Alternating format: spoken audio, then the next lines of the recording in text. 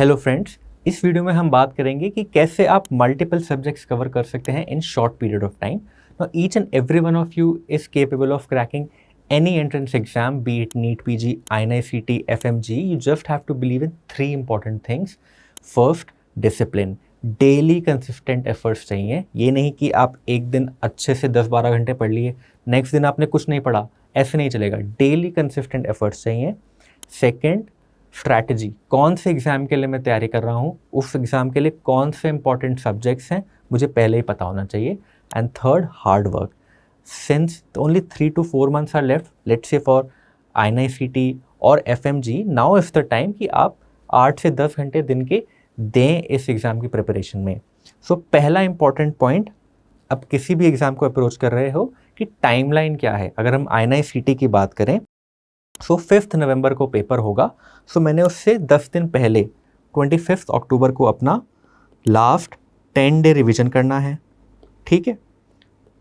And उससे एक महीने पहले 25 सितंबर से 25 अक्टूबर, इसके बीच में मुझे अपना फर्स्ट सेकंड रिवीजन करना है, या सेकंड रीडिंग बोल देते हैं हम.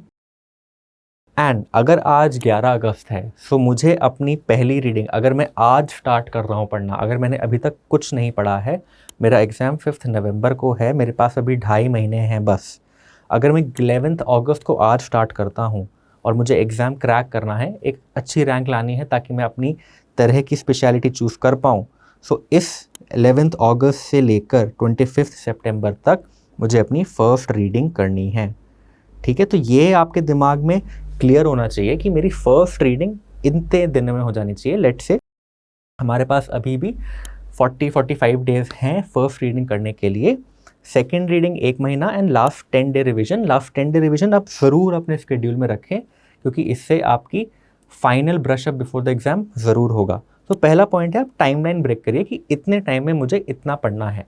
नाउ अब कितना पढ़ना है, व्हाट टू रीड, ये डिपेंड करता है आप कौन से एग्ज़ाम के लिए आ रहे हैं. सो अगर INI-CT आप दे रहे हैं, तो आपको पता है कि INI-CT focuses more on first and second prof and focuses less on third and fourth prof. So 60-40 का रेशो होता है. Around 120 question first and second prof से आएंगे, around 80 question third and fourth prof से आएंगे. So you have to automatically focus more on the first and second prof. So in 40 days जो मेरे पास first reading में है, उसमें मुझे क्या पढ़ना है, anat, biochem, physio, path, pharma, micro. Okay, ये इंपॉर्टेंट सब्जेक्ट्स हैं मेरे लिए फर्स्ट एंड सेकेंड प्रॉफ से, बिकॉज इससे 60% ऑफ पेपर होगा मेरा.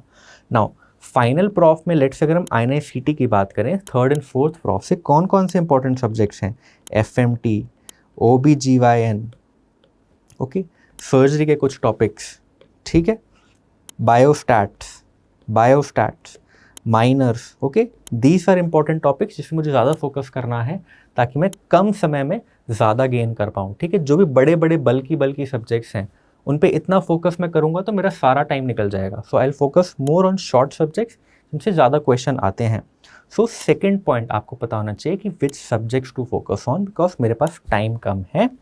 एंड उन सब्जेक्ट्स में विच टॉपिक्स टू रीड, ये कैसे चलेगा पता, आपको प्रीवियस ईयर क्वेश्चंस करने होंगे. उसके लिए you have to do previous year questions, या फिर you study from a teacher which you deeply trust कि ही और she is teaching whatever is asked in the exam.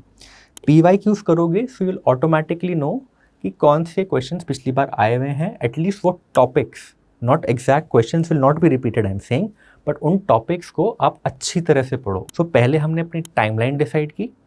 Second, हमने decide किया कि इस टाइमलाइन में हम कौन से सब्जेक्ट्स पे फोकस करेंगे और उन सब्जेक्ट्स में भी कौन से टॉपिक्स पे हम फोकस करेंगे. एक बार हमारा ये 2 चीज़ें क्लियर हो गई, तो तीसरी चीज़, उन सब्जेक्ट्स और उन टॉपिक्स को हम कहाँ से पढ़ेंगे. सो वेरी वेरी इंपॉर्टेंट, उन टॉपिक्स को हम एक कंसाइज मटेरियल से पढ़ेंगे. ठीक है, कंसाइज मटेरियल जिसमें कम पेजों में ज़्यादा इन्फॉर्मेशन दे रखी हो. नाउ अब वो कंसाइज मटेरियल कौन सा है, it all depends upon your level of preparation. So if you are someone who has been preparing for a long time, who knows कि अच्छा मैंने ऑलरेडी बफर डाउन कर लिए हैं अपने big notes, and I know कि इन notes में से मुझे ये टॉपिक्स, ये पेजेस पढ़ने हैं, go ahead and read them. Don't look at any other source. Those are your golden notes. Focus on them. Leave out everything else.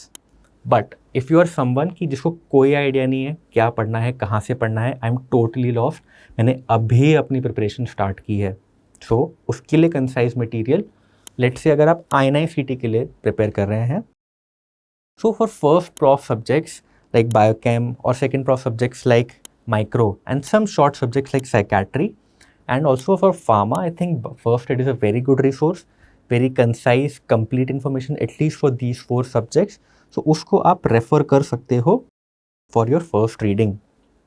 अगर you don't want to use first aid, a lot of toppers, a lot of good ranking students have used revision videos along with previous year questions to cover all the important subjects of each and every subject, and especially last 5 years के आपको previous year questions करके ज़रूर जाने हैं, because वो questions गलत नहीं होने चाहिए हमारे, ठीक है। अगर हम let's say 200 questions में से अगर 80 questions previous year topic से आ रहे हैं, तो हमारे वो questions गलत नहीं होने चाहिए, ठीक है। तो एटलीस्ट previous year topics आप अच्छे से करके जाएं, अगर टाइम है तो उनको डेफिनेटली मेन नोट से करके जाएं, एंड सारा कुछ पढ़ने की ज़रूरत नहीं है, जो जो इंपॉर्टेंट टॉपिक्स हैं उनको डेफिनेटली आप कवर करके जाएं। इससे एटलीस्ट आपकी एक डिसेंट रैंक आ जाएगी, जिससे आपको अपना चॉइस ऑफ ब्रांच ज़रूर मिल जाएगी। So finally to summarize whatever I have said, first आप एक टाइमलाइन बनाएं कि इस टाइमलाइन में मुझे अपना कोर्स ख़त्म करना ही करना है। सेकेंड, आप एक रिविज़न प्लान बनाएं कि जो फर्स्ट रीडिंग में मैंने पढ़ा उसको बफर डाउन करके ही मुझे सेकेंड रीडिंग में पढ़ना है। And third, I would like to say कि आप एक लास्ट के 10 डे रिविजन प्लान ज़रूर बनाएं कि इन लास्ट 10 डेज़ में जस्ट बिफोर द एग्ज़ाम मैं सब कुछ अपनी आंखों के सामने से गुजारूंगा, ताकि on the day of the exam everything will be fresh in my memory. I hope this video was helpful to you. Thank you.